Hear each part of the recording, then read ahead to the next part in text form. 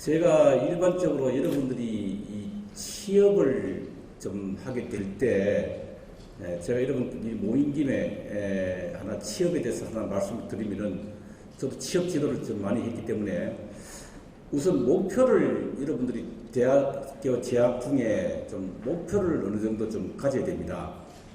내가 어느 분야로 나가야 되겠다. 내가 지금 예를 들어서 내가 금융계열로 해서 취업을 좀 해야 되겠다. 안 그러면 내가 지금 기업 쪽으로 가야 되겠다. 또 그렇지 않으면 나는 뭐 고시 공부를 한다든가 뭐 정시나 사시를 한다든가 안 그러면 또 공연에서 시험을 치겠다든가 뭐 이런 목표를 여러분들이 안 그러면 공무원 다른 취업 시험이나 뭐 공무원 시험 치겠다 이렇게 이제 목표를 정하시면은 그 목표에 맞추어서 여러분들 좀 공부를 좀 하셔야 됩니다. 그래서 내가 그러면 예를 들어서 금융계열에 오겠다 뭐 이런 생각이 되시면은 금융 쪽에 좀 맞추어서 이제 공부를 좀 하셔야 됩니다. 그래서 제가 이제 경제가 이렇게 보시면은 경제가 굉장히 복잡하거든요. 이게 경영 쪽을 이렇게 전공을 하시면 굉장히 좀 복잡고 또 내용이 하루아침에 또 이해되는 것도 아니고 또 이야기가 굉장히 어렵고 용어가 좀 어렵습니다. 그렇기 때문에 여러분들이 대학교에 재학 중에 저는 권하고 싶은 게 여러분들이 좀 경제신문을 좀 열심히 읽었으면 좋겠다. 만약에 내가 금융이나 기업을 가더라도 마찬가지입니다. 경제신문을 지금 여러분 시중에 나와 있는 한경이나 또 매경이나 또 이런 여러 가지 서울경제나 이런 신문들이 지금 경제신문이 거기에 답이 굉장히 많이 나와 있습니다.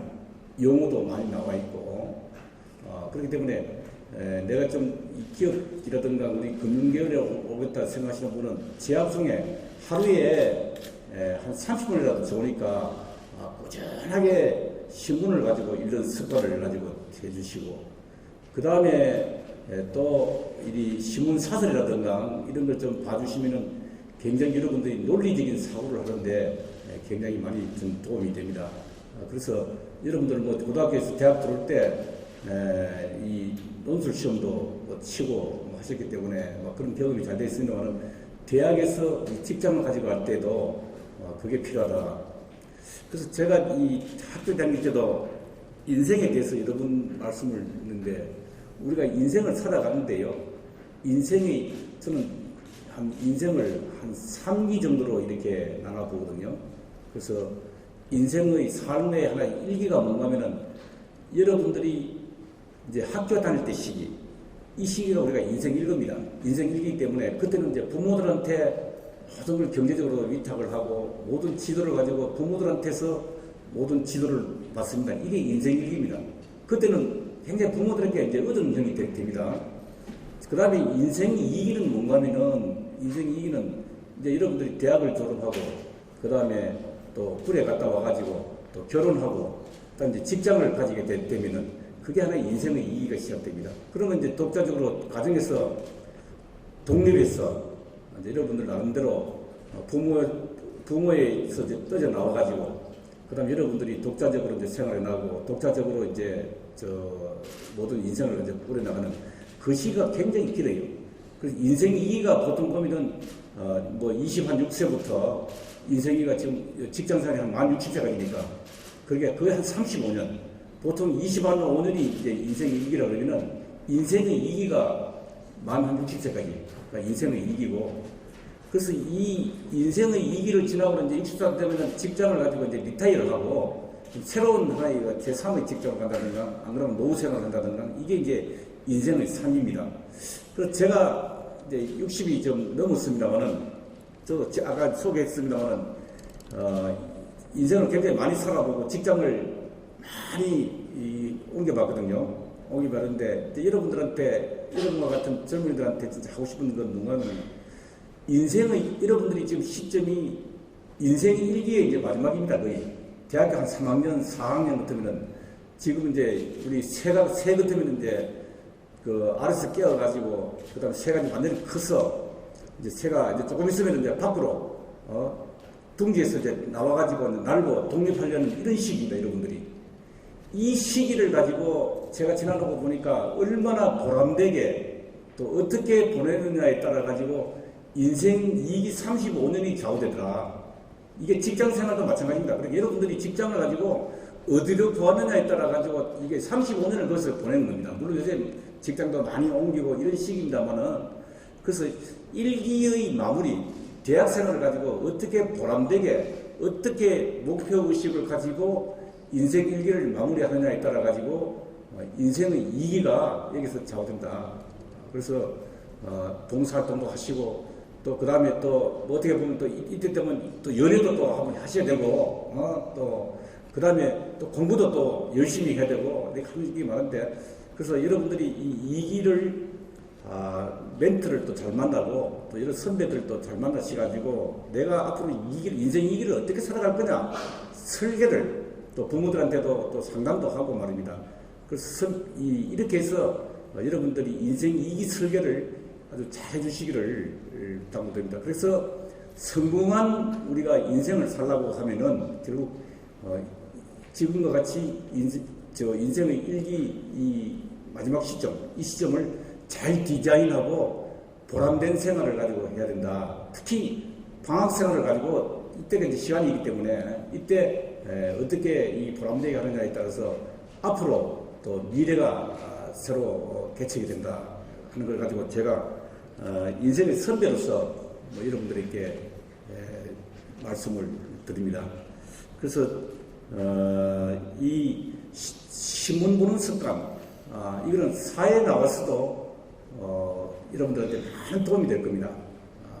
사회에 나와서 여러분들 업무를 본다든가 할 때 많은 도움이 되기 때문에 이런 경제신문 보는 습관을 가지고 좀 많이 키워주시기를 부탁드립니다. 자, 그러면은 우리 금융에 대해서 여러분들 그러면은 금융이 뭐냐? 지금 앞으로 이제 좀 뭐 이야기를 하겠습니다만은 금융은 지금 어떻게 보면 우리 신체에다가 비유를 하면은 저는 왕왕 어디 강의를 할 때 이야기를 많이 하는데 우리 몸을 생각하면 됩니다. 우리 몸에서 이 몸의 이 뼈대와 같은 거 이거는 우리 재정입니다. 재정. 우리 국가 경제를 가지고 이럴 때 조세 제도라든가 그 다음에 예산 제도라든가 이 재정이 우리 몸의 뼈대라고 하면은 금융이라 하면은 뭔가 하면은 결과적으로 피하고 갔다. 피하고 갔다. 그게 금융이라는 것은 뭔가 하면 우리 실물 경제에서 돈이라는 것은 실물 경제에 가서 흐름에 따라서 예를 들어서 상품과 서비스가 우리 모든 이 경제생활에 왔다 갔다 합니다. 할 때 그때 실물 이 경제가 움직일 때, 실물 자산이 움직일 때는 꼭 돈의 흐름이 따라야 되죠. 그래서 이 돈이 우리 몸의 피와 같습니다. 그래서 우리 피는 온몸에 손끝부터 머리끝까지 피가 다 다니지요. 이렇게. 그렇기 때문에 우리 경제도 반드시 이 금융을 통해서, 그러니까 돈의 흐름을 통해서 이 우리가 머리끝과 발끝과 손끝에까지 이 피가 잘 돌아야 된다. 결국 돈의 흐름도 이 금융도 이 돈의 흐름이 우리 몸끝 발끝까지 잘 흘러야지 우리 경제가 원활하게 잘 움직이는 겁니다. 그렇기 때문에 어떻게 보면 금융을 말할 때 제가 그때 면접 볼 때 금융이 뭐냐 하면은 잘 설명을 못하는 사람이 많아요. 결국 돈의 흐름이거든요. 그러면은 우리 몸에서 이렇게 돈의 흐름을 그러면 이 중개해주는 기관이 뭐냐? 우리 금융기관이 결과적으로 우리가 경제 주체가 이제 가계와 기업과 정부가 있는데 결국 금융기관이 이 돈이 필요로 하는 사람하고 또 돈이 여유가 있는 사람하고 이걸 가지고 중개해주는 그런 역할, 결국 돈의 우리 피의 흐름을 가지고 전달해주는 역할이 결과적으로 우리 금융기관이 그 역할을 하고 있다. 금융기관이 이 돈의 흐름을 중개를 해준다. 이렇게 보시면 됩니다. 그래서 이 우리 몸과 비했을 때 그렇게 이 금융이 굉장히 중요한 역할을 한다. 그러니까 피의 흐름과 같은 현상이다. 이렇게 이해를 해주시고 금융을 좀 생각해 주시면 됩니다. 오버한 걸 먼저 말씀드리고 이건 내가 말씀드릴게요. 그래서 그러면 우리가 이 금융에서 그 돈을 가지고 서로 빌리고 또 빌려주고 하는 이런 기관의 역할을 하는 게 지금 이제 은행과 크게 봐서는 이 간접 금융을 하고 있는 은행과 그 다음에 직접 금융을 하고 있는 자본시장이 있습니다. 은행은 뭔가 하면은 저게 담보를 매개로 해가지고 돈의 여유 있는 사람이, 돈을 가지고 있는 사람이, 예를 들어서 여유 있는 사람이 내가 가게나 기업이나 정부가, 주로 가게나 기업이 은행에다 맡기면은 결과적으로 은행이 그걸 돈을 받아가지고 그 다음에 돈을 필요로 하는 또 가게나 기업에 대출을 해주는 겁니다. 담보를 해가지고. 그럴 때 이걸 이제 간접금융이라 그러는데, 그때는 은행이 책임을 지고 돈을 빌려 쓰는 기관을 가지고 선정을 해줍니다. 선정을 해주는데, 그 돈이 어디로 흐른 걸 모르죠. 그럼 이 돈이 내가 은행에 맡기면은 이 돈이 기업에 가는지 가게에 가는지 잘 모르는 게 이게 이제 간접금융입니다.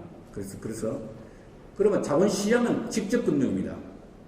여러분들이 주식이나 채권이나 이렇게 투자를 할 때, 예를 들어서 주식도 사고 채권 투자할 때 나는 내가 주식을 사는 것 같으면 내 돈이 삼성전자로 가는구나. 또 채권을 사면은 내가 국고채를 샀다. 내가 샀는 이 국고채가 내 돈이 지금 정부로 들어가는구나. 정부의 재원으로 들어가는구나. 이렇게 쉽게 알 수가 있습니다. 그러니까 이 간접 직접 금융은 내가 돈을 가지고 투자를 했을 때 투자처가 어디로 흘러가는 거, 주식이나 채권이나 이걸 사가지고 어디로 흘러가는 걸 알 수 있습니다. 그걸 알 수 있는 게 이제 이 직접 금융입니다. 그래서 직접 금융과 간접 금융의 자본시장은 뭔가 하면 여러분들이 이 돈을 가지고 직접 주식이나 채권에 투자를 해가지고 그것이 기업에 바로 들어가는 겁니다. 그래서 신용을 매개로 해가지고 이게 돈이 들어가는데 굉장히 보면 이제 어려운 것이 보이죠.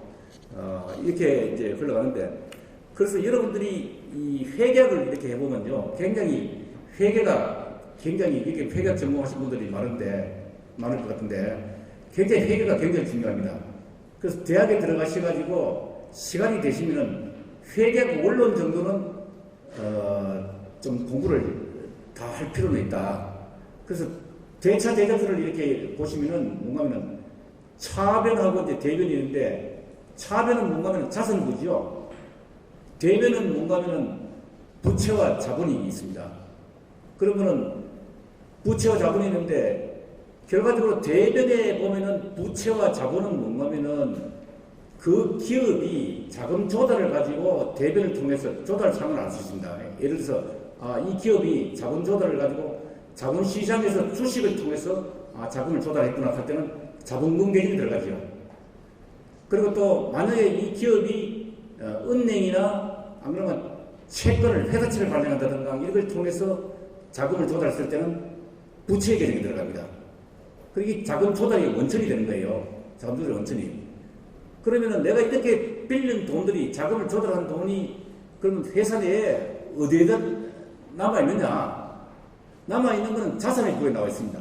자산의 부에 보면 현금으로도 있을 수 있고, 토지로도 있을 수 있고, 건물로도 있을 수 있고, 또 유가증권으로 있을 수도 있고, 여러 가지 형태로 알 수 있죠. 그래서 자금의 조달의 원천과 그 다음에 자금을 조달하는 원천이 지금 어디에 투자대가 있다 하는 걸 가지고 대차대조를 보면 여러분들이 알 수 있습니다. 그래서 기업의 현황을 가지고 가장 잘 파악해 있을 수 있는 게 결국 대차대표와 손익계산서, 재무제표를 봐야지. 근데 이 재무제표를 보는 거는 여러분들이 한평생 이제 기업에 들어오면은 한평생 이게 배우는 게 이게 이 재무제표입니다.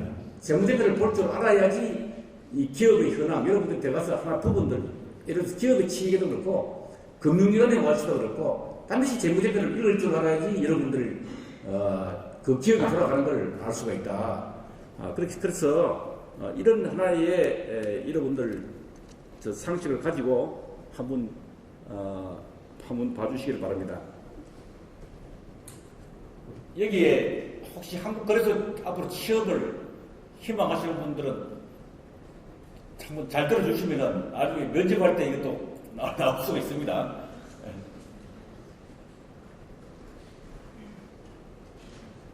자, 우리 금융이라는 건 제가 말씀드렸죠. 돈의 흐름이다. 금전의 융통이다. 그래서 가계와 기업과 정부가 우리 경제 주체라고 이야기했죠. 부채가 잉여 자금을 가지고 이 가계와 기업 정부가 잉여 자금을 공급하기도 하고 또 자금을 가지고 필요하게 됩니다. 수요도 합니다. 그래서 자금 조달 방법이 결국 기업은 자금을 조달해야 되고 근데 조달의 방법을 아까 제가 말할 때 은행에서 빌린다든가 단기금융 그다음 자본시장에서 결국 저게 주식이나 채권을 통해서 발행을 통해서 돈을 조달한다고 그랬죠. 그래서 금융시장은 우리 국가 경제의 하나의 혈맥이다. 피어의 흐름과 똑같다 하는 그런 이야기입니다.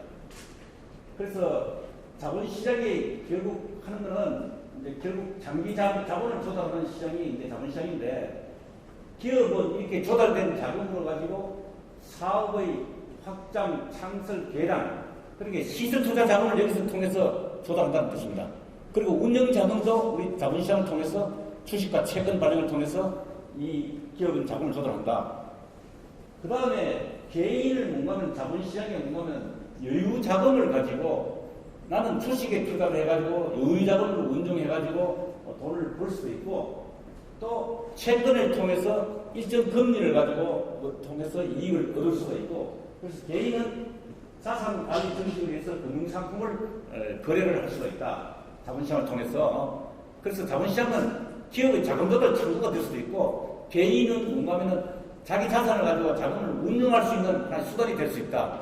이렇게 보시면 자본시장을 통해서 돈을 벌 수 있습니다. 그리고 여러분들이 결국 여유 자금을 예를 들어서 이제 회사를 다니시면서 월급을 받았습니까? 그러면 여유 자금을 할 때 그냥 은행에다가 예금을 통해서 할 수가 있고 우리 자본시장에 와서 증권회사에 가면 다 이걸 투자를 하십니다. 거기를 통해서 주식이나 채권을 통해서 또 안 그러면 ETF라든가 여러 가지 주식의 종류가 여러 가지 많습니다. 뭐 ETF, 또 채권도 국고채가 있고 회사채도 있고 사놓으면 금리가 다 나와 있죠. 그래서 은행에 예금을 할 것이냐 안 그러면은 이렇게 이 자본시장에 와서 금융상품을 사가지고 내가 자산을 운용할 것이냐. 여러분들이 이제 대학을 졸업하고 이제 경제인이 되면은 결과적으로 내 돈을 내가 어디에 굴릴 것이냐. 최소한도 이 굴리는 방법을 가지고 알아야 할 때가 이 저희들 자본시장입니다. 그래서 저도 이게 직장생활을 할 때 이렇게 보니까 내가 월급을 받아가지고 이걸 보통 사람들은 이제 예금이라고 그냥 넣는데 이거는 이제 금융을 잘 모를 때가 예금. 그리고 우리 시대만 해도 부동산에 많이 운용을 했습니다. 지금 우리 시대 때만 해도 자금을 가지고 돈이 있으면 전부 부동산에 한 80%, 그 다음에 금융자산에 한 20% 이렇게 움직이는데 요새는 거의 한 50대 50으로 부동산은 한 50%, 금융자산에 한 50% 이렇게 가지고 있습니다. 그래서 여러분들이 돈을 내가 한 5억을 가지고 있다. 이렇게 벌면은 어디에다가 나를 가지고 합리적인 경제인으로 어떻게 내가 돈을 굴려야 된다. 그래서 저는 여러분들이 지금 만약에 경제계획에 계시면은 주식 투자를 가지고 내가 한 100만 원을 가지고 있다든가 한 50만 원 내지 100만 원을 가지고 좀 이제 경험 삼아서 주식 투자를 하는 것도 괜찮아요. 친구들끼리 동아리를 만들어가지고 그런 걸 많이 아마 학교에 그런 게 많이 있더라고요. 저 교수해 보니까 우리 학생들이 계속 묻는 게 주식 투자 동아리를 만들어서 거기다 공부를 막 하고 심지어 그걸 통해서 선물에 투자하는 사람들도 있더라고요. 선물에도 투자하고 그 다음에 안 그러면 주식에다 투자해가지고 그걸 가지고 자기들끼리 동아리에서 계속 토론도 하고 막 이렇게 하고 있습니다. 그래서 그런 걸 보면서 그걸 뭐 그렇게 많은 돈 투자를 하지 마시고 적은 돈으로 한 100만 원 정도 가지고 부모들한테 받아가지고 그걸 통해서 계속 투자를 하면서 자기가 직접 하나의 운영하면서 투자 경험을 쌓는 것 그게 굉장히 좀 도움이 공부하는 데 굉장히 도움이 됩니다. 그래서 책도 찾아보시고 그래서 1, 2학년 되면 그런 하나의 동아리 활동을 좀 많이 할 것 같아요. 그래서 여러분 그게 나중에 직장 생활하면서 이제는 뭔가면 시대가 급격하게 변하는 시대이기 때문에 자기 재산은 자기가 지키고 또 정식도 자기가 해야 됩니다. 그리고 남한테 물어갈 게 아니고 자기가 또 판단을 해야 됩니다. 이런 시대는 뭔가면 그런 시대가 지금 왔는 겁니다. 그래서 선진국에 보면은 미국도 우리나라도 좀 대학생들이 뭔가면 방학 동안에 보면 그래서 금융기관에 인턴을 많이 들어갑니다. 그래서 예를 들어서 뭐 우리 한국에서도 지금 이제 인턴 사원들 또 있고 그다음에 또 지금 한 달씩 또 와가지고 좀 공부를 하고 가고 그렇게 하는데 그런 기회를 많이 제공을 합니다. 그래서 이런 걸 하면서 자기가 이제 합리적인 경쟁이 있거든요. 그런데 제가 느끼기로는 여러분들이 절대 사람이 살아가면서 하이 리스크 하이 리턴, 로 리스크 로 리턴입니다. 그 철저합니다. 공부도 공부하면은 밤잠 안 자고 열심히 공부한 사람한테는 하이 리턴이 돌아오거든요. 그리고 또 학교 다닐 때 그냥 게으르게 생활하고 로 리스크, 그것도 공부도 안 하고 이렇게 하면 반드시 리턴이 적게 돌게 마련이에요. 자기가 자기에 대해서, 자기 인생에 대해서 얼마나 우리가 돈의 사이도 마찬가지예요. 돈도 하이 리스크 하이 리턴, 로 리스크 로 리턴. 이거는 선택을 본인이 선택이 됩니다. 여러분들도 공부에 대해서 어떻게 내가 투자를 어떻게 하느냐. 반드시 인풋이 들어가면 아웃풋가 반드시 나오게 되니까 그것이 여러분들이 이제 사회에 나오면 끄지르게 느끼는 게 그겁니다. 저도 인생을 많이 살아본 사람으로서 저도 교수를 해봤기 때문에 학생 지도를 해보고 또 학생을 배출을 해보니까 제가 그걸 느끼겠더라고요. 그래서 여러분들이 대학생에서 굉장히 좀 열심히 부지런하게 생활하는 자세가 필요하다. 그래야지 그 리턴이 크게 들어오는 겁니다. 대학생활 4년이면. 그 다음에 저희들이 한국거래소에서 한번 말씀을 드리겠습니다. 저희들 요걸 설명하기 전에 이해를 돕기 위해서 저희들 거래소라는 것은 뭔가 하면은 하나의 자본시장을 운영하는 기관입니다. 지금 이 자본시장에서 보면 우리 자본시장은 1,800개 기업이 대기업부터 중소기업까지 1,800개 기업이 상장되어 있습니다. 이게 주식으로 봐서는. 그래가지고 1,800개 기업이 상장되는데 유가증권 시장이라는 시장은 뭔가면 주로 대기업과 중견기업들이 여기에다가 상장되는데 한 800개 기업이 상장되고요. 그 다음에 벤처 중소기업들이 한 1,000개 기업이 우리 거래소에 상장이 되어 있습니다. 그러니까 1,800개 기업이 상장되는데 여기서 상장된 기업이 시가 총액이 약 지금 한 300조, 1,300조가 여기가 상장이 되어 있습니다. 저도 돌아도 괜찮아요. 한 30분 돌고 한 30분 들어보면 됩니다. 그럼 30분 걸리잖아요. 안 돌면은 지금 식사하시고 나기 때문에 금방 이게 돌기 마련입니다. 그래서 저도 괜찮습니다. 그래서 그것도 아까 제가 하이 리스크 하이 리턴, 로 리스크 로 리턴면으로 인풋 아웃풋이라고 그랬죠. 열심히 안 들어보면 이것도 인풋가 하나 아웃풋이라고 봅니다. 인생에 살아가는 것은 여러분 절대 공짜가 없어요. 인생은 공짜가 없습니다. 내가 투자를 안 하면은 제가 그게 뭐냐면 노력을 안 하면은 절대로 여러분들이 아웃풋을 생산할 수 없다. 그거는 세상을 살아보면은 노력의 대가는 반드시 오게 마련이고, 그 다음에 여러분들이 직장을 구한다든가, 여러분들이 뭘 한다든가, 또 그 다음에 가정생활도 한다든가, 그 다음에 돈을 굴린다든가, 이런 것들도 모두가 뭔가 하면은 노력을 해야 된다. 인풋도 안 하면 아웃풋도 절대 없는 게, 공짜가 없는 게 인생입니다. 여러분들.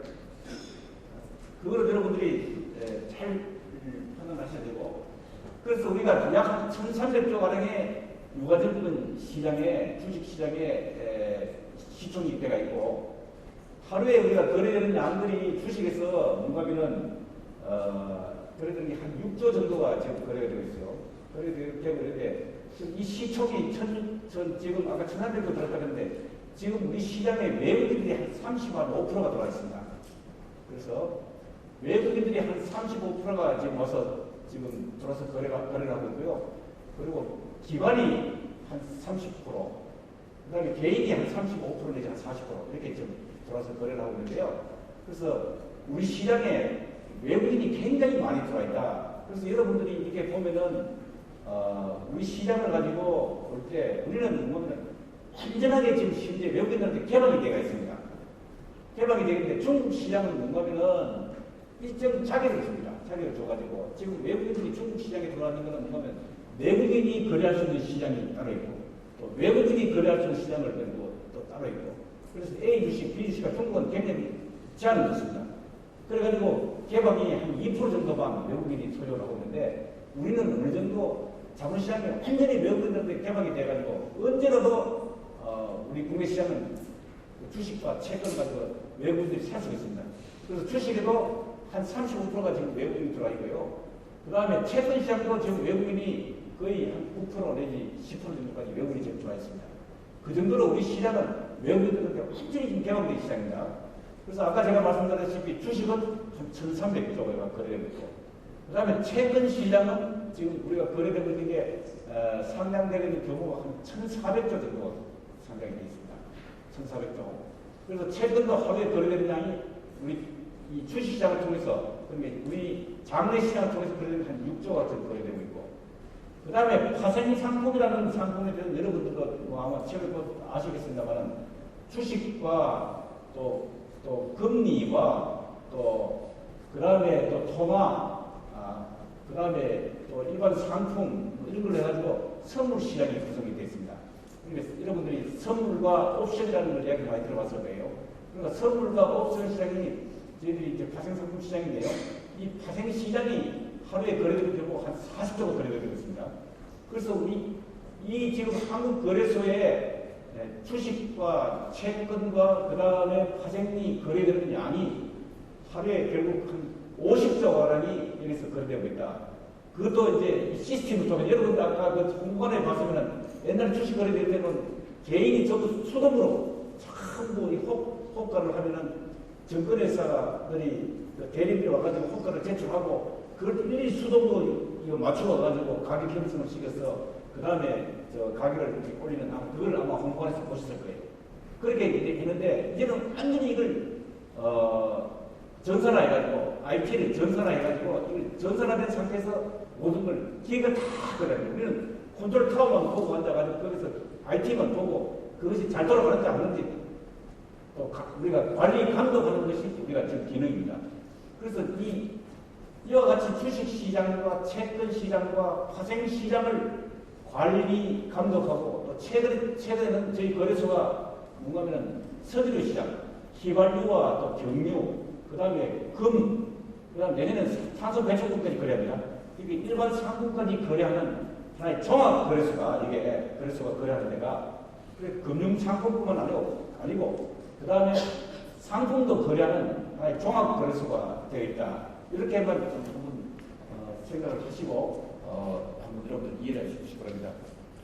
그래서 제가 이 경제를 가지고 오랫동안 경제부처에도 내가 근무를 해보고 뭐 이래 하니까 굉장히 여러분이 경제신문을 보면서 A 주시를 해야 되는 게 뭘 A 주시를 한번 지표를 했나 보면은 자, 한 나라의 성장률이 얼마나 성장이 되느냐, 성장이 5% 성장이 되느냐, 6% 성장이 되느냐, 그 성장의 부가가치가 큰 나감에 따라서 그게 고용 창출하고 반영이 되거든요. 그래서 우리가 1년에 지금 현재 여러분들이 뭐 한 60만 명의 대학생이 졸업한다 이러면은 성장이 최소한도 4% 내지 5%가 돼야지 고용이 됩니다. 고용을 가지고 고용을 할 수 있는데 이게 성장이 예를 들어 3% 된다, 2% 된다 그러면 새로운 하나의 고용을 창출할 수가 없는 거예요. 그래서 여러분들이 지표가 경제를 보면서 짝짓기를 봐야 되는 게 성장률을 봐야 된다. 그 다음에 또 봐야 되는 게 뭔가 하면 물가를 봐야 됩니다. 결국은 성장은 해도 좋은데 그 다음에 물가가 이게 얼마나 올라가냐. 그러면은 돈 있는 사람은 괜찮은데 물가가 확 오르면은 결과적으로 돈 있는 사람한테는 굉장히 어려움이 따르게 되겠죠. 앉아서 이게 자기가 가지고 있는 것이 감소하는 그런 효과가 있으니까.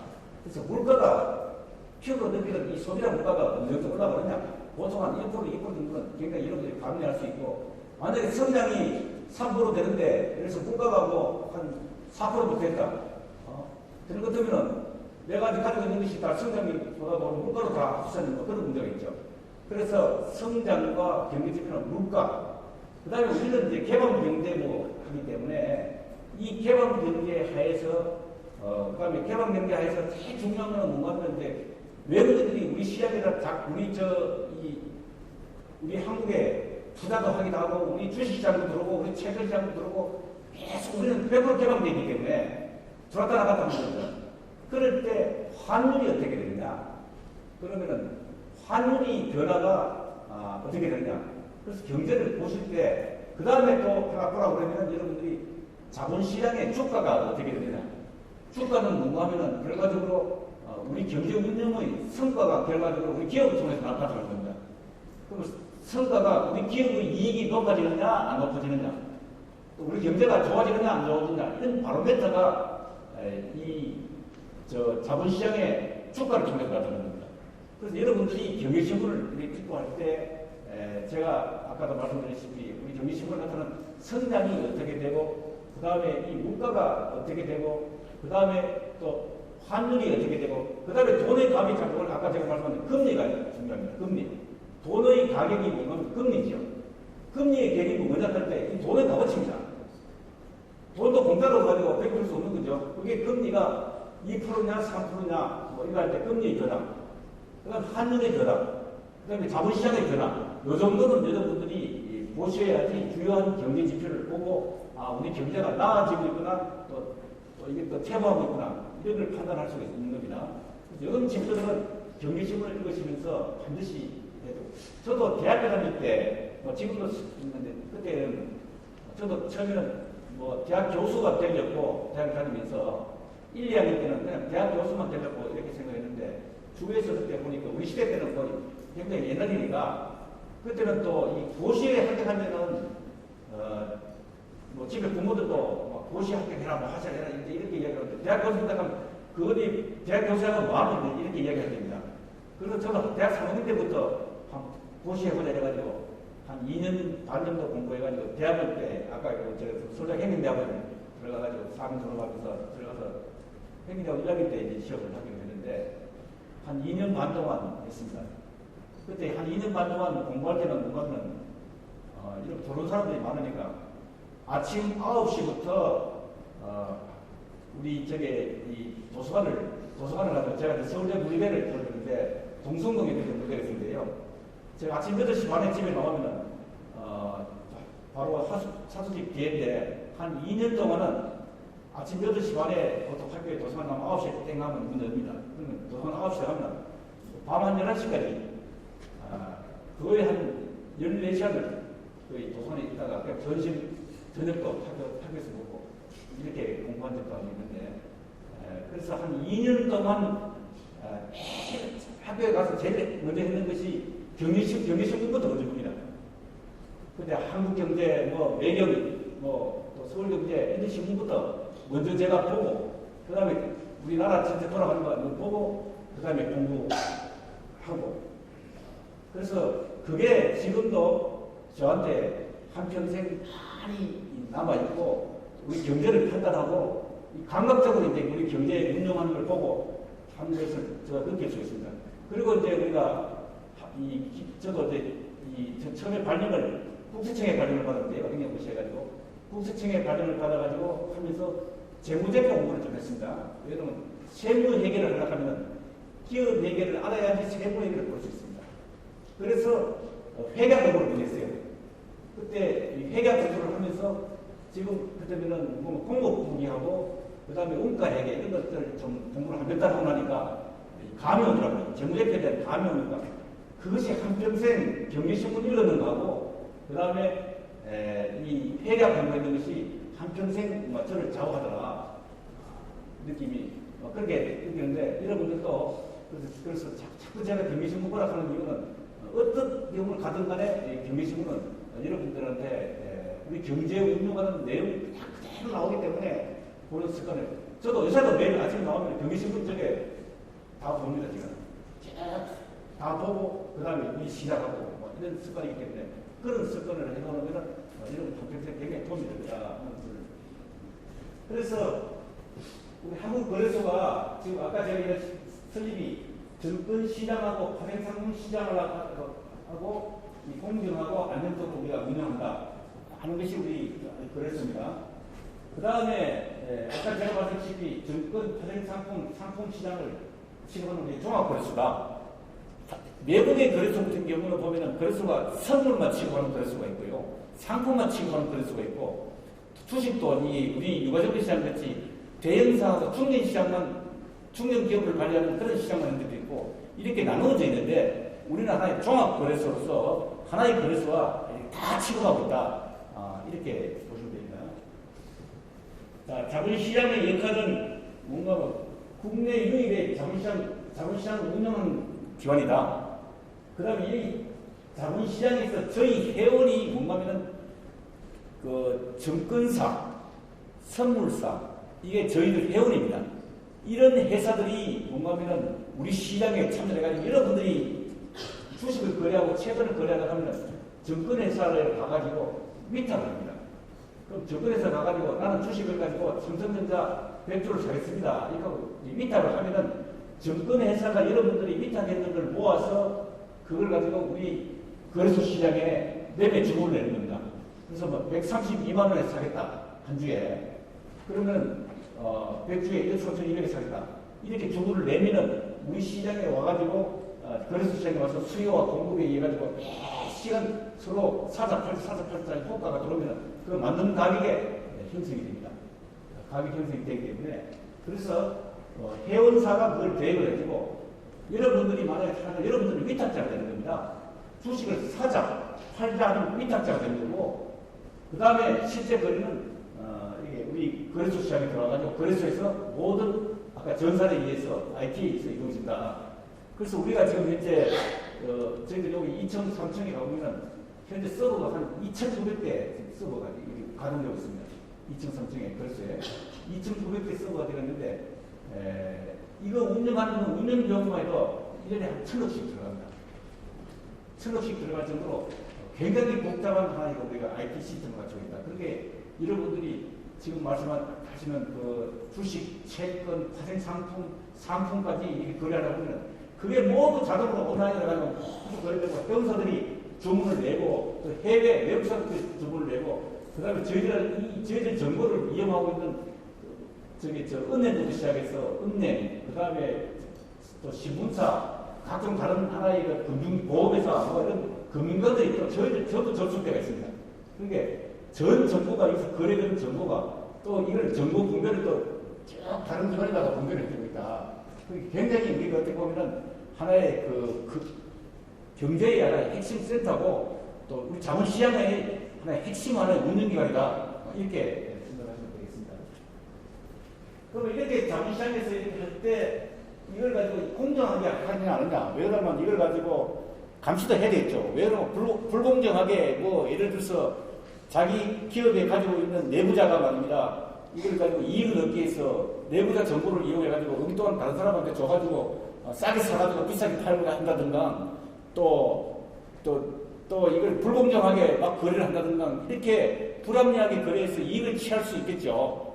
그래서 그런 걸 막기 위해서 저희들 시장감시위원회를 가지고 여기에 둬가지고 하여튼 자본시장이 공정하게 운영이 될 수 있도록 이 시장감시위원회를 설치해서 모든 이 거래 관계를 가지고 항상 이 감시를 하고 있다. 감시를 하고 있으면서 이 기업들이 공정하게 이게 거래가 되는지 안 되는지 시장감시위원회를 통해서 감시를 하고 있다 하는 것을 알 수 있습니다. 자, 이건 저희들 자 아까 제가 이제 한 거래소가 뭐느냐 할 때 시장 개설하고 운영한다. 그래서 여기를 매매 체계를 위해서 전부 다 운영한다고 했죠. 공정 가격을 거래할 수 있는 장소를 제공하고 매매 체계를 결제. 그래서 장소 제공한다 하니까 장소를 우리가 제공하는 게 아니고 옛날에는 뭔가면은 우리 아까 홍보관에 여러분들 아침에 오전에 홍보관에서 무슨 교육도 받으셨지 않습니까? 그 홍보관에 실질적으로 수동으로 아까 전부 거래했다. 그때 옛날에는. 지금은 그 일을 전부 이제 온라인으로 거래가 장소를 하는 건 일정한 장소가 있는 게 아니고 온라인을 통해서 모든 걸 거래하고 하려고 하고 있다. 시장을 이야기한다. 이것도 하나 시장이기 때문에 장소를 이야기한다. 그래서 매매 체계를 하고 그럼 매매가 체결됐으면 돈이 서로 왔다 갔다 하는 게 만들어야죠. 그걸 결제라고 합니다. 그래서 매매 체결과 결제를 우리가 하고 있고 그 다음에 상장 및 시장 관리해가지고 하는데 여기 보시면 여기 상장 및 시장은 상장이라는 것은 뭔가 하면은 유망 기업을 가지고 여기다가 거래소에 이 기업은 투명하고 그 다음에 충분하게 투자자한테 피해를 안 끼칠 수 있고 또 이 기업은 상장해도 거래할 수가 있다 하는 그런 자격을 가지고 들어갑니다. 우리 거래소 시장에서 이 상장을 해서 거래할 수 있는 자격을 부여하는 것이 상장이라고 합니다. 아까 제가 얘기할 때 이 상장 기업은 그러니까 아무 기업이나 상장을 할 수 있는 건 아닙니다. 항상 투명한 기업들이 해야 되고 또 기업이 재무제표가 건실해야 되고 건실한 기업들이 돼야 되고 그 다음에 앞으로 장래성이 있어야 되고 기업들이 금방 망하면 안 되죠. 그래서 계속 기업이 원칙이 지켜져야 되고 이런 기업을 우리가 상장을 시킨다. 그래서 이런 기업이 지금 우리가 한 1,800개 정도가 상장이 되어 있다.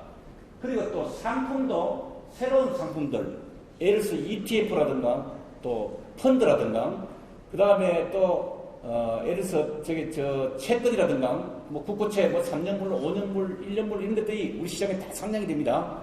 이러한 금융 상품을 새롭게 상장을 시킨다. 여기서 저희들이 그 다음에 기업의 내용을 가지고 또 공시를 해서 그걸 가지고 이 투자자들이 이 기업 내용을 상세하게 알 수 있도록 알고 투자를 할 수 있도록 공시를 하도록 그렇게 되어 있고 그 다음에 불실 기업이라든가 문제 기업들은 우리가 상장을 폐지를 시킵니다. 이런 기업들은 여기에 투자자를 우리 거래소에 상장시키겠다는 투자자들한테 손실만 입히겠다 하면은 이걸 가지고 퇴출을 시킨다. 그래서 이런 걸 상장하고 시장 관리를 우리가 하고 있다. 아까 말씀드렸다시피 불공정 거래도 계속 감시를 하고 있다 하는 것이 우리 거래소의 안에 주요 임무가 되겠습니다.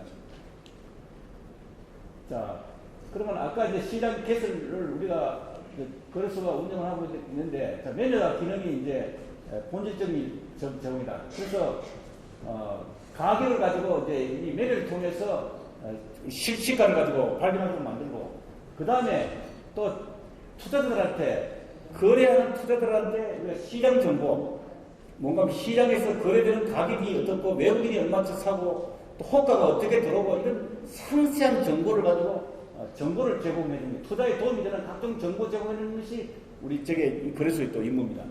또 투자 수익성이 높은 기업을 중심으로 해가지고 이게 자본 배분이라는 어려운 말을 써놨는데 결국 가격 발견 기능이 되는 것 때문에 여기다가 투자들이 투자를 많이 하게 되는 막 그런 것을 자본 배분이 있다. 그래서 시장은 아까 이야기했다시피 유가증권 시장에 주식, 채권, ETF, ENW, 수익증권 펀드 있죠. 이런 것들이 유관적인 시장에 상장되어 있고 파생시장은 또 상장되어 있는 게 주식, 그 다음에 금리, 통화, 상품 이런 것들이 파생에 되어 있다. 그 다음에 코스닥 시장은 또 뭔가 이런 중소벤처 기업들이 코스닥 시장에 상장된다고 그랬죠. 그때 주식 시장에 코스닥 시장에 들어있고 그 다음에 창업 초기 중소기업들은 이 코넥스 시장에 상장되어 있다. 그래서 여러분들이 이게 보면은 굉장히 좀 어렵게 느껴지는데, 그 다음에 주식이 거래가 되고 나면은 돈을 주고받아야 됩니다. 그러면은 사는 사람은 주식을 산 사람이라도 채권을 산 사람은 돈을 지불해야 되죠.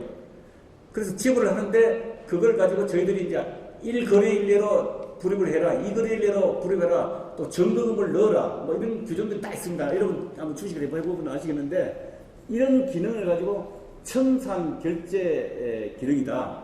그래, 청산결제를 돈을 주고받고 기능을 하는데 그 중심부에 뭔가 하면 신용이 있어야 됩니다. 주식을 사놓고 돈을 가지고 불입을 안 하면 어떻게 합니까? 또 채권을 사놓고 돈을 불입 안 하면 어떻게 합니까? 그렇기 때문에 그러한 돈을 청산과 결제를 하는데 책임을 누가 지나 하면은 거래소가 다 책임을 집니다. 보장을 모든 게 신용을 투자자들에게 매수와 매도하는 이 투자자들한테 청산 결제는 우리 거래소가 모두 책임을 질 테니까 안심하고 이걸 투자를 해라. 안심하고 주식을 사고 팔아라. 이렇게 하는 기능이 청산 결제 기능인데 이때 뭔가는 직접 거래자의 돈을 다 주고 받고 하는 게 아니고 단지 거래소가 이게 중심이 돼가지고 각자 거래가 A와 D의 거래, A와 E의 거래, A와 F의 거래, F와 B의 거래 이런 막 거래가 회원사들 간에 이렇게 막 거래가 많이 생깁니다. 그럼 여러분들은 위탁자가 여기있다가 예를 들어서 현대증권에 맡긴다, 삼성증권에 맡긴다 이렇게 맡기면은 그 회원사가 이렇게 들어와가지고 거래를 하기 때문에 이 KRX는 이 A와 D의 거래를 가지고 주고받는 걸 가지고 차익만 결제하도록 이렇게 거래해줍니다. 그렇기 때문에 굉장히 이 청산 결제 기능을 KRX가 만약에 A가 매도를 했는데 또 매수를 했는데 돈을 지불 안 했다 그러면 KRX가 우선적으로 돈을 지불해 줍니다. 그래서 예를 부도가 났다든가 이렇게 하면은 KRX가 모든 부담을 책임을 지고 하도록 그래야지 이 증권시장이 이 자본시장이 돌아가는 겁니다. 그래서 우리가 이 결제금이라든가 이런 것들을 항상 우리가 보완하고 청산 결제가 원활하게 그 이행이 되도록 준비를 하고 있다 하는 걸 가지고 좀 말씀드리겠습니다. 자, 아까 상장하는 거를 제가 말씀드렸죠. 상장이라는 것은 한국거래소가 이 증권시장에 거래될 수 있는 자격을 부여하는 것이다. 기업이 반드시 상장할 수 있는 것만 아무나 상장할 수 있는 게 아니다. 자격을 갖추어 있는 기업이 돼야 된다. 그러면은 이 기업은 뭔가면 여기서 대규모 자금을 조달할 수 있고, 그 다음에 이 상장된 기업은 또 인지도가 제고될 수 있고, 또 M&A라든가 이런 것들이 편리할 수 있습니다. 그러면 이 상장된 기업에서 여러 가지 주주들이, 투자자들이 계속 이 기업을 지금 보고 있습니다. 그 다음에 이 투자자들은 여기 와서 이제 세제의 혜택을 본다든가, 투자의 트레이스를 가지고 본다든가, 또 하나의 재산 증식의 기회가 되고, 이런 식으로 해가지고 이 기업의 자금 조달을 한국거래소를 통해서, 이 자본시장을 통해서 직접 자금을 조달한다. 그래서 지금 삼성전자라든가 이런 우리 유선, 우리 현대자동차라든가 이런 기업들도 이 한국거래소를 통해서 주식을 가지고 예를 들어 상장을 할 수 있고, 필요에 따라서는 자금을 증자를 할 수도 있고, 그 다음에 채권 발행을 통해서, 회사채 발행을 통해서 자금을 조달할 수도 있고, 다양한 방법을 통해서, 예를 들어서 BW, 신주 인수권부 사채를 발행한다든가 이런 걸 통해서도 할 수 있고, 이런 금융상품을, 여러 가지 금융상품을 통해서 이 자금을 조달한다. 이렇게 보시면 되겠습니다. 그 다음에 이 상장할 때는 반드시 저희들이 상장 심사를 하고, 또 상장된 기업은 계속해서 관리를 합니다. 불실 기업이 나오는지 안 나오는지, 투자자한테 피해가 없는지, 만약에 불실 기업이다, 거래 자격이 없다 하면 상장을 폐지해 버립니다. 이런 식의 모든 하나의 기업들을, 상장 기업들을 관리하는 것이 지금 우리 한국거래소다.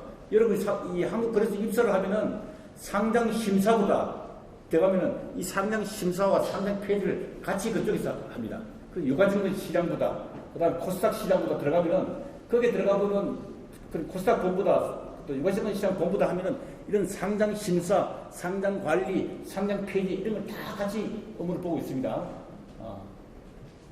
그러니까 이런 걸 보려고 그러면 결과적으로 기업의 재무제표, 자본시장이라든가 우리 이 금융위원회 올 때는 기업의 재무제표를 가지고 원활하게 읽을 수 있습니다.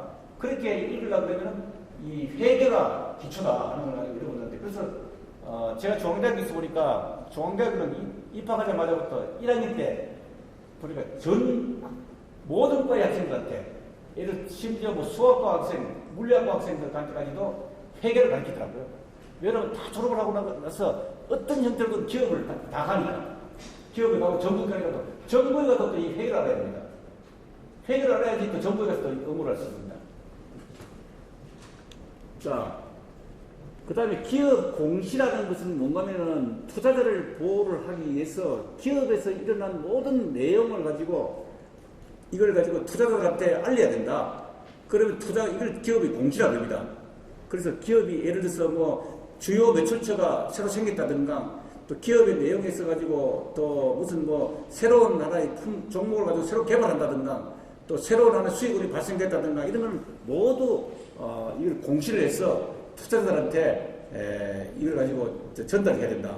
또 좋은 일이든 나쁜 일이든 다 공시를 해야 되는데, 만약에 좋은 일을 그게 회사 내에 있는 하나의 임원이라든가 종업원만 알고 투자를 했을 때는, 그때는 내부자 정보 이용했다 그래가지고 나중에 구속됩니다. 그러면.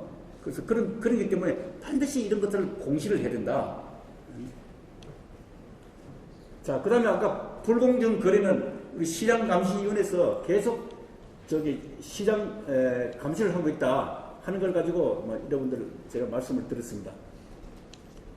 자, 그 다음에 우리가 이제 아까 기업에 대한 자본 조달을 가지고 이제 옛날에 은행의 시대에서 이제 직접 금융 시대로 이제 자본시장 중심으로 움직인다. 선진국 갈수록 은행에서부터 결국 이제 직접 금융, 실질적으로 우리가 자본시장을 통해서 자금을 조달하는 기업들이 많아진다.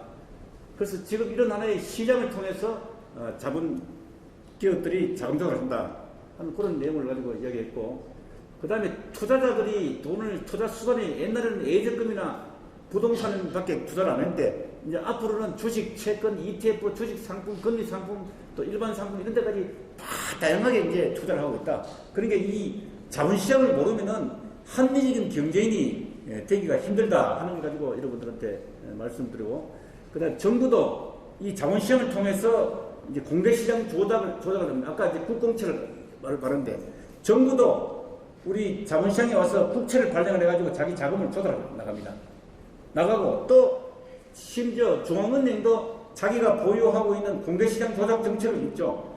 예를 들어서 주식을 가지고 채권을 가지고 보유를 하고 그러는데 그 채권을 사고 팔고 해가지고 서로 시중에 자금을 가지고 흡수를 했다가 또 줄였다가 늘려나갔다. 이제 이런 기능을 가지고 하고 있다. 그래서 이게 굉장히 자본시장을 통해서 또 국공채 시장을 통해서 공개시장 조작을 통해서 이걸 가지고 우리 금융정책을 구현하고 있다 하는 걸 가지고 여러분들이 볼 수 있습니다. 자, 그러면 현재 우리가 우리 한국거래소가 그러면 어느 정도 차지하고 있냐? 상장 기업 수는 지금 세계 9위권입니다. 현재 9위권이고 매매 대금은 세계 11위권, 시가총액은 세계 14위권, 그다음 파생은 지금 현재 저희들 한 9위권 이렇게 되어 있습니다. 그래서 우리가 시장이 다른 나라는 각각 하나하나 이렇게 되어 있는데 전체 합친 시장은 우리가 되어 있고, 그다음 각 경우로 봐서라도 분야별로 봐서도 세계 한 10위권 시장은 되고 있다. 우리가 경제가 지금 세계 12위권, 13위권 이런데 경제 규모에 맞춰서 이 거래소도 규모가 거의 한 10위권에서 이렇게 되어 있다 하는 걸 알 수가 있습니다. 자, 그리고 우리가 지금 IT가 지금 굉장히 지금 한 2,900개 서버가 있다고 그러는데요. 이 IT가 우리 시스템이 굉장히 잘 되어 있습니다. 우리가 삼성전자, LG전자가 우리 세계를 향해서 지금 IT가 수출되고 있죠. 그런 거와 마찬가지로 우리 거래소의 이 IT 시스템도 세계를 향해서 지금 팔고 있다. 예를 들어 우리가 직접 자회사를 가지고 있는 데가 요즘 투자를 한 데입니다. 투자를 내가 있는 데가 지금 태국이라든가 필리핀, 말레이시아, 베트남 여기다가 IT를 지금 수출하고 있습니다. 수출을 하고 있고, 그 다음에 합작 거래소 우리가 한 49% 자회사를 가지고 팔고 있는 데가 라오스, 캄보디아에 49% 투자를 하고 있고, 그 다음에 우즈베키스탄에다가 지금 현재 한 25% 투자를 해가지고 지금 투자를 하고 있다. 자, 그 다음에 자원봉사 이런 여러분들 아까 내가 말씀드렸기 때문에 생략하도록 하겠습니다. 여러분 정말 좋은 일을 하고 계시고 또 좋은 경험을 한다는 걸 가지고 여러분 했고, 여러분들 봉사할 때 좀 해보면은 여러 가지 애로사항도 있고 한데 정말 하나의 앞으로 이제 사회의 제2의 인생을 시대를 살기 위한 하나의 준비 단계로 이렇게 이제 봉사를 한다 하는 이렇게 있고, 우리가 이제 경제 교육은 이제 반드시 필요하다. 아까 제가 이야기했죠. 합리적인 우리 경제인이 되기 위해서는 경제를 모르면 이제는 안 된다. 절대 경제를 모르면은 제가 이 경제를 모르는 사람들이 만나보면은 야, 친구들도 돈 이래 있는데 이걸 어떻게 운영해야 되느냐? 부동산에 운영해야 되느냐? 아니면 주식에 운영해야 되느냐? 뭐 채권에 운영해야 되느냐? 난 잘 모르겠다. ETF도 있고 금융상품도 많은데 그 다음에 CP를 살까? 뭐 살까? 내가 이렇게 묻는 사람도 굉장히 많아요. 내가 나가보면 잘 모릅니다. 그걸. 여러분 자기 돈을 자기가 투자를 할 때 뭐냐면 알고 투자를 해야 돼요. 절대. 내가 부동산에 가서 부동산은 지금 끌리잖아요. 그러니까 어디에 투자를 해가지고 돈을 가지고 값어치를 하게 돼요. 이제 알아야 되는 시대입니다. 옛날은 우리가 묻고 하는 시대인데 이제 여러분들이 어느 분야에 가든 간에 가정경제가 있는 거거든요. 여러분 가정경제가 있고 기업경제가 있고 나라경제가 있는 것과 똑같이 가정경제도 여러분들이 이제 지켜나가야 됩니다. 그러기 위해서는 가정경제를 우리가 이끌어 나가는 핵심은 이제 여러분 자기 자신이다. 절대 이제 경제를 모르면 안 된다. 그래서 자꾸 제가 아까부터 하는 게 경기수분들이라고 이야기하죠. 제가 경험으로서. 가정경제를 지키기 위해서라도 이 경제는 알아야 된다. 그래서 청소년기 경제교육의 중요성을 가지고 이렇게 이야기하는 겁니다.